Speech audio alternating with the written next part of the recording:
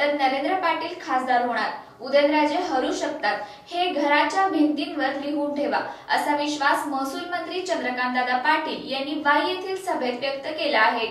चंद्रकांतदादांनी देशाच्या सीमा सुरक्षित राहावयाच्या असतील तर नरेंद्र मोदी पंतप्रधान झाले पाहिजेत असे आवाहन केले.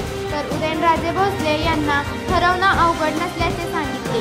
या सभेवेळी नरेंद्र पाटील यांनी नरेंद्र मोदी, उद्धव ठाकरे यांच्या विजयाच्या घोषणा दिल्या. सभेला वाई शहर आणि परिसरातील नागरिकांची गर्दी केली होती. मोदी त्या बैठकीमध्ये होते आणि 2:15ला बाहेर पडता मला त्यांनी हाक मारली. आपल्यापैकी अनेकांना माहिती असेल की आमचे खूप जवळचे संबंध आहेत, कारण आम्ही एकत्र काम केलंय. माझ्याकडे 13 वर्ष गुजरात होतं. ते म्हणाले, दादा इधर आओ. आम्ही आपले हां देवेंद्र बोलाव. रात्रीचे 2:15 वाजलेले आहेत आणि जवळ आल्यानंतर ते म्हणाले की दादा बिटिया गिरणी चाहिए. बिटिया गिरणी चाहिए म्हणजे कोण गिरणी? शरद पवारांची मुलगी पडली पाहिजे. हे रात्री 2:15ला या देशाच्या पंतप्रधान संपलेलं नाही. 2:15ला शेवटी आम्ही निघालो. हा हा हा आम्ही मोदीजी म्हटले हा करेंगे. आणि 2:15ला बाहेर पडताना आमच्या नंतर आंध्र प्रांत होतं की ज्यांची विधानसभा निवडणूक पण आहे आणि लोकसभा निवडणूक आहे. त्यामुळे नक्की आहे ना 2 तास लागणार, कारण त्यांना पहिले विधानसभेची तिकीट फायनल करायची, मग लोकसभेची फायनल करायची. आम्ही 2:15ला बाहेर पडलो, 2:30ला एअरपोर्टवर आलो, मुंबईत 4-4:30ला उतरलो. सीएम वर्षा बंगल्यावर गेले, मी माझ्या बंगल्यावर गेलो. माझ्या डोक्यात सुरू होतं की सकाळी 8ला त्या कार्यालयाचा इन्चार्ज जो आहे राकेश कुमार, तो माझा मित्र आहे आणि त्याला विचारायचं की किती वाजेपर्यंत बैठक. मग मी 8ला उठल्या राकेश कुमारला फोन लावला की राकेशजी कितने बजे तक बैठक चली? बोले 4 बजे तक चली. म्हटलं तोपर्यंत मोदी होते का? म्हणाले तोपर्यंत मोदी होते. आपले आज उमेदवार आणि 23 मेला खासदार नरेंद्र पाटील या ठिकाणी आलेले आहेत, त्यांचं आपण स्वागत करूया. तर मी माझ्या राकेश कुमारला विचारलं की भाई कितने बजे तक बैठक चली? बोले 4 बजे तक चली. तो बोले मोदी थे? हाँ थे. 4 बजे के बाद चाय पी सबके साथ, बाद में गए. मैंने पूछा कि फिर आज बैठक कितने बजे है? तो बोले 10 बजे है. तो मोदी आने वाले. पहाटे 4 वाजता, तुम्हाला 2 मिनिटं बोलायचं, पहाटे 4 वाजता या देशाचा पंतप्रधान झोपतो, पुन्हा 10 वाजता बैठकीत पोहोचतो. यातून मला दिवसाचे 18-20 तास काम करण्याची प्रेरणा मिळते.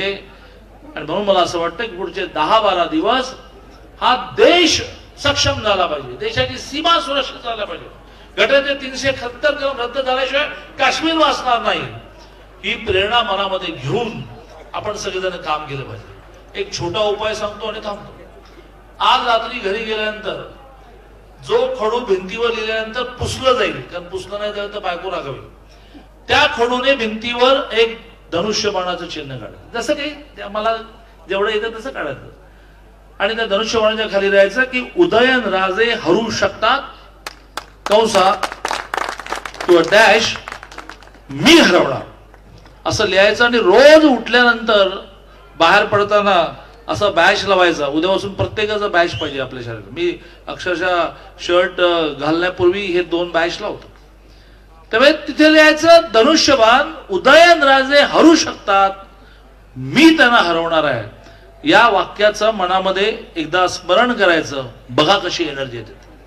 पुढचे 10-12 दिवस ह्या एनर्जीने आपण काम केलं तर मला असं वाटतं की नरेंद्र पाटील खासदार होणं याच्यामध्ये काही कठीण नाही. अरे 12मती पाडतोय आपण. आपल्या सगळ्यांबद्दल रिपोर्ट आलेले असतील. शेवटच्या दिवशी शरद पवार 12मतीमध्ये पोहोचतात. आता दिवसाला 4-4 सभा घेत आहेत. पोरगी आहे ना, त्यामुळे काही पर्याय नाही. 1 मिनिट उरलेलं आहे. मी नरेंद्रना फक्त सगळ्यांना अभिवादन करा सांगतो. नरेंद्र मोदी साहेबांचा सातारामध्ये परिवर्तन, सातारामध्ये परिवर्तन. उदयनराजेला आपण पाडलं म्हणजे पाडलं.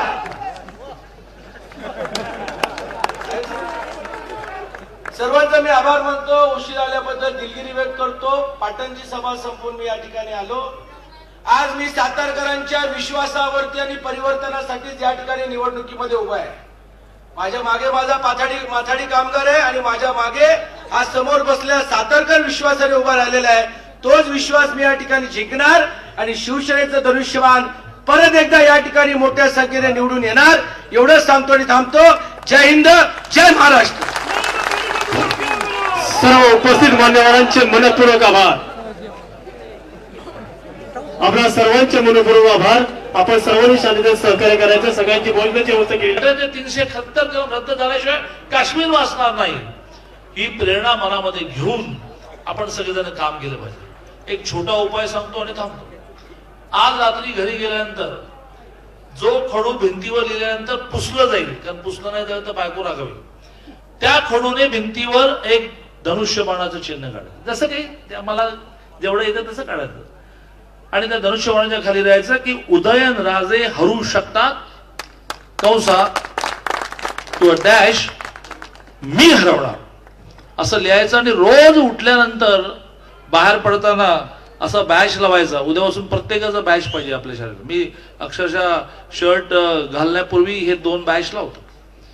त्यामुळे तिथे लिहायचं धनुष्यबाण उदयन राजे हरू शकतात मी त्यांना हरवणार आहे. या वाक्याचं मनामध्ये एकदा स्मरण करायचं. बघा कशी एनर्जी येते. पुढचे 10-12 दिवस ह्या एनर्जीने आपण काम केलं तर मला असं वाटतं की नरेंद्र पाटील खासदार होणं याच्यामध्ये काही कठीण नाही. अरे बारामती पाडतोय आपण. आपल्या सगळ्यांबद्दल रिपोर्ट आलेले असतील. शेवटच्या दिवशी शरद पवार बारामतीमध्ये पोहोचतात. आता दिवसाला 4-4 सभा येत आहेत. पोरगी आहे ना, त्यामुळे काही पर्याय नाही. 1 मिनिट उरलेलं मी नरेंद्रना फक्त सगळ्यांना अभिवादन करा सांगतो. नरेंद्र मोदी साहेबांचा सातारामध्ये परिवर्तन, सातारामध्ये परिवर्तन. उदयनराजेला पण पाडलं म्हणजे पाडलं.